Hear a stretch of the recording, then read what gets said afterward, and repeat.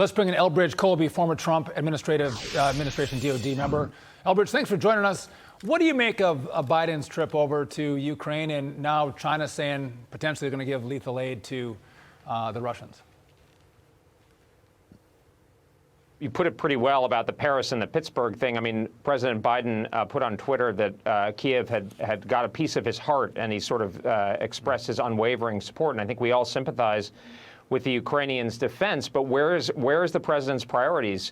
First of all, there's at home, but the world is a dangerous place. But as Governor DeSantis rightly said this morning, China is by far a bigger threat. And, you know, Secretary Blinken said that there's evidence that Chinese are thinking of giving lethal support, and he said that would be a serious problem.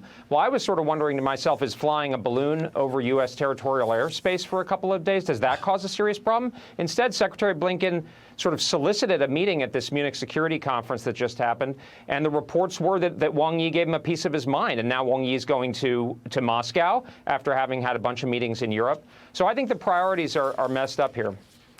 Let me speaking of Tony Blinken, the Secretary of State did issue that stark warning.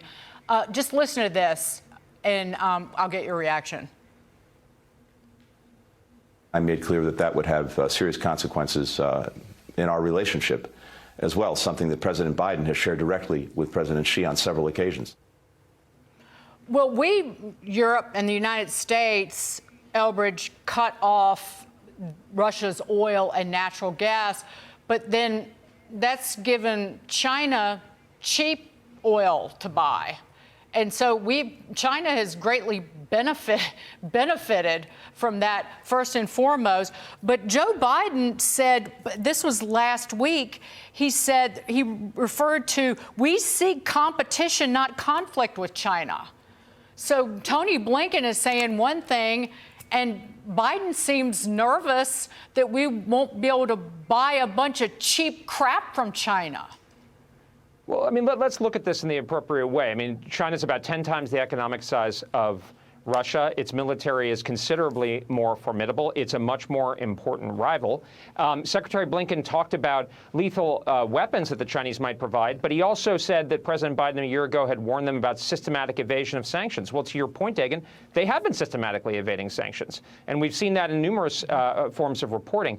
By the way, a Chinese attack on an ally or Taiwan in the Western Pacific is, by the administration's own admission, much more significant than what's happening in Europe.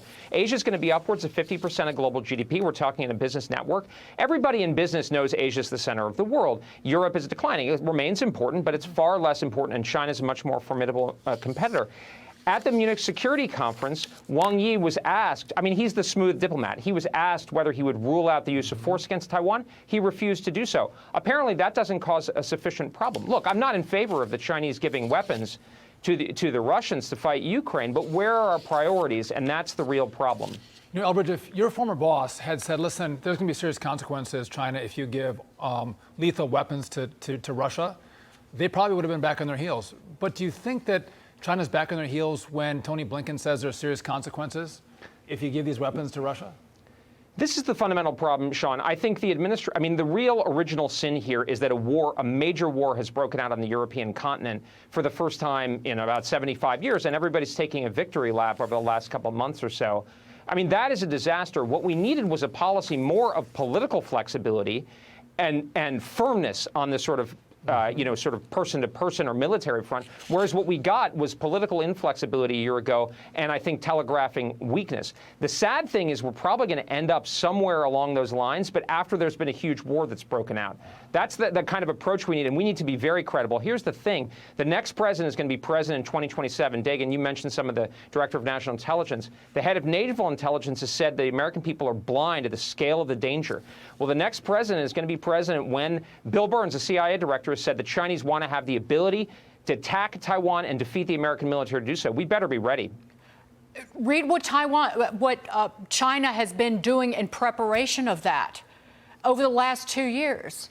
Just systematically, clearly preparing for war, ordering Chinese banks to assess risk, insulate against U.S. sanctions. Last May, Xi directing Chinese nationals overseas to divest of any assets, hoarding grain for almost 2 years. I've got a list in front of me. I could go on and on and on of things that China has been doing to prepare for war. And we ignore it and talk about, oh, they're our partner.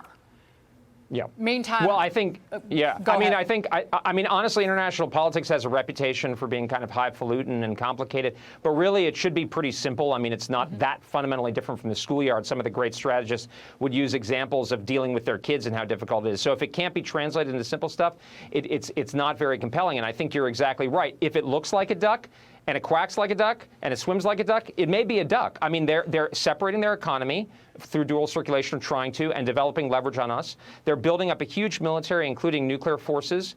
They're deepening their alliance with Russia. I mean, what does that tell you? I desperately don't want a war, but the best way to avoid a war and protect Americans' interests is to be strong and focused. And instead, President Biden is going and doing a victory lap and jogging around Kiev. And again, I sympathize with the Ukrainians, but this should be about the American people's interests, people in Pittsburgh, in East Palestine, et cetera. Elbridge, real quick, talking about weakness, the U.S. is calling off its search for the unidentified flying objects, or basically, hobby weather balloons that were shot down over Alaska and Lake Huron. What do you make of this and the weakness and strength analysis you do of Joe Biden? Well, I just think it's kind of, it's sort of messy. I mean, we should be able to tell when it's a Chinese, surveillance balloon and when it's a hobbyist balloon. And it's taken us a couple weeks, and I think a lot of members of Congress have not been satisfied by the answers they've gotten in the classified setting. So, we shouldn't be shooting Sidewinder missiles when a kid accidentally, releases a balloon from a birthday party. Elbridge Colby, thanks for joining us. Appreciate it. Always smart. Thank you. All right.